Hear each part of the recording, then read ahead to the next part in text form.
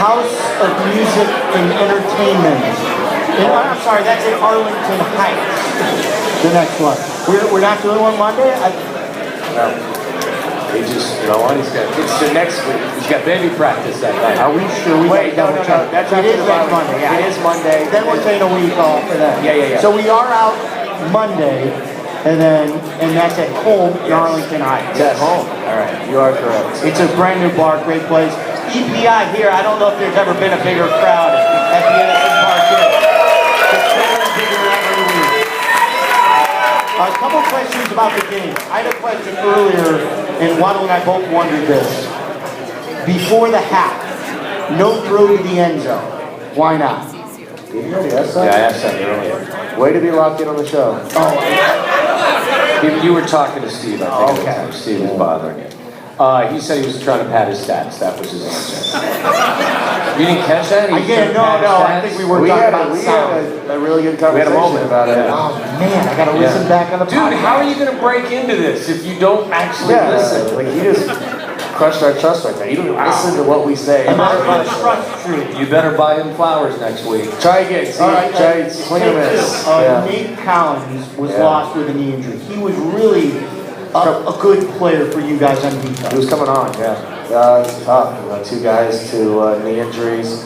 Both of them, inside defensive linemen, hard to replace. We're getting thin there. I think I don't know if Steven's going to be able to go this week, so a lot of injuries there. We've got to find some guys that can replay the one and the three technique. What do you see from the Giants? I know it's probably early, but if you've seen some film, what do you see from them? They have really struggled. They have struggled. They played some good teams. Offensively they're struggling as well. But still, they've got a lot of veterans on that team, and they've been successful in the past. They know how to rally and win some games down the stretch. They know how to string together some victories. So we were going to get a tough game Thursday night. Not a lot of prep time for either one of us. So we've got to prepare like they're 5-0. When the schedule came out, I mean, if I would have told you the Giants would be 0-5, would you have been shocked? Yeah, I think a lot of people would have been shocked. Because I didn't see this coming. Now, you look within and you find some different stuff, but that's Eli Manning with 2 rings and Tom Coughlin who's rallied between. You say you look within and find different stuff like what? Well, they haven't protected Eli Manning. Yeah. They have no running game. They were really expecting David Wilson to come on. No pass rush. Yeah. None. So then you can dissect and find out why they're 0-5, but even still going in, I still think they're a bit scary. I mean... No, absolutely. I think I just said that. You probably weren't listening. I thought we totally died with the last segment too. Over Halloween you guys need to share a pumpkin latte.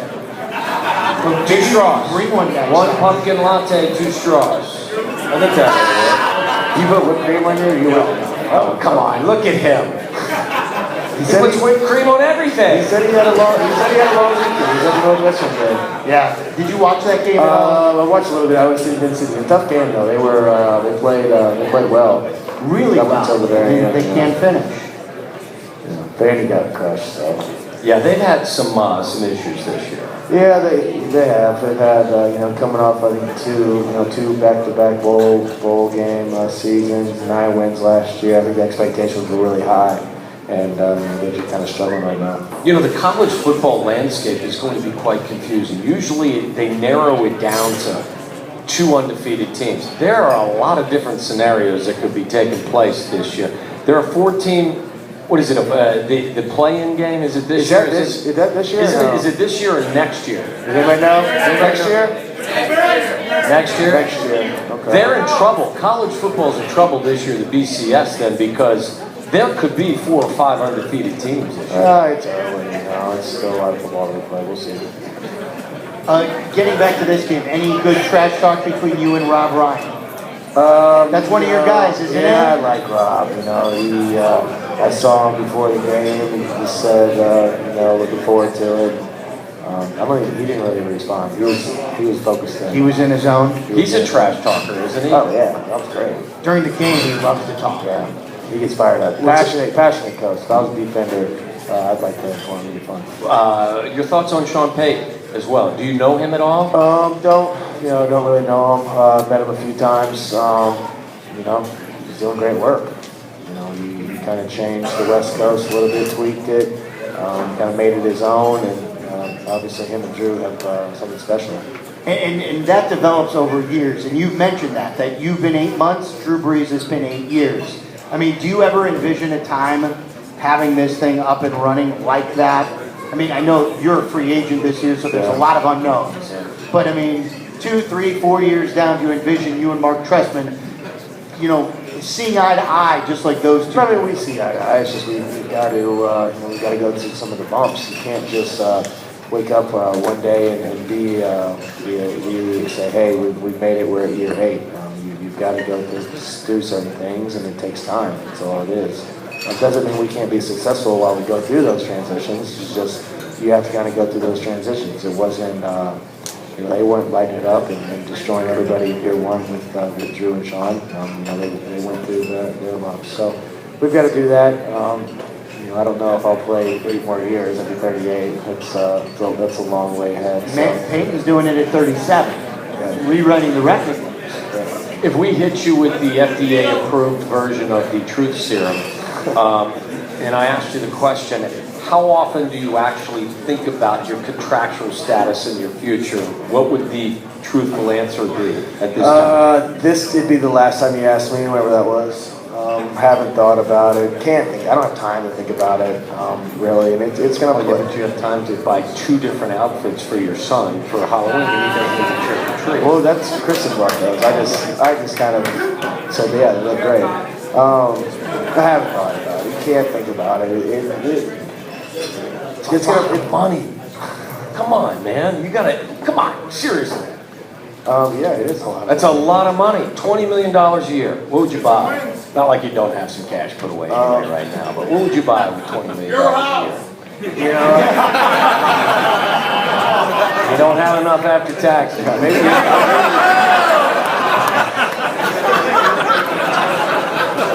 I mean, 20 turns into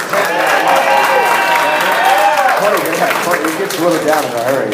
I don't know. I have most everything I need to get by. But it's also life, though, too. I mean, we all wonder where we're going to be in a year. Yeah. Don't you ever, Yeah, I mean, we've talked about it. Where are we going to go? Where are we going to live? What are we going to do with the housing situation? I mean, there's life discussions, but at the end of the day, we can't resolve those. We don't have an answer for those. We're not going to have an answer for those. The only thing I can really worry about is winning games now, and hopefully at the end of the year we've won enough to be in a good position to do the playoffs, and we'll see what Phil and Tress and ownership wants to do. And I'd love to stay. That's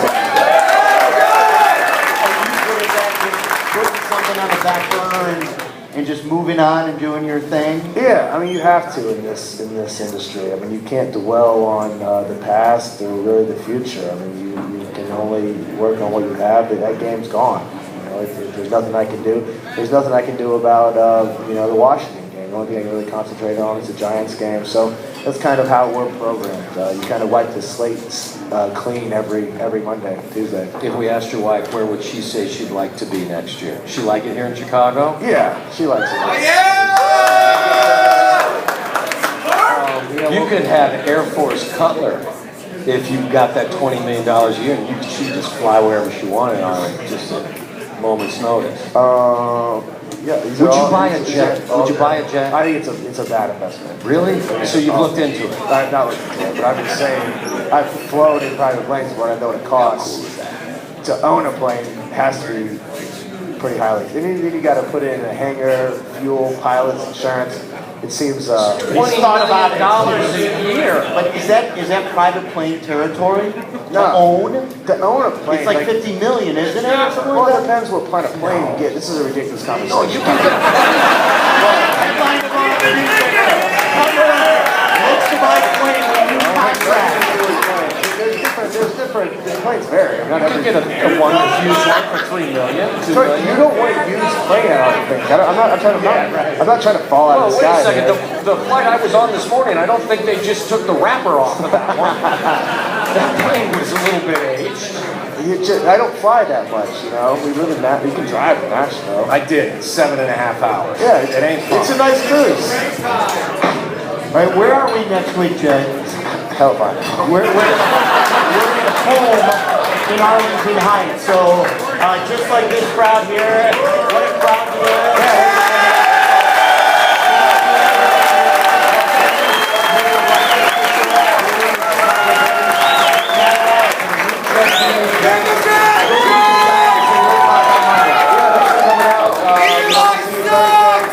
We'll get this done for you guys. Thanks. There you go, the Jay Cutler Show. We've got playoff baseball up next. Waddle and Sylvie on ESPN 1000.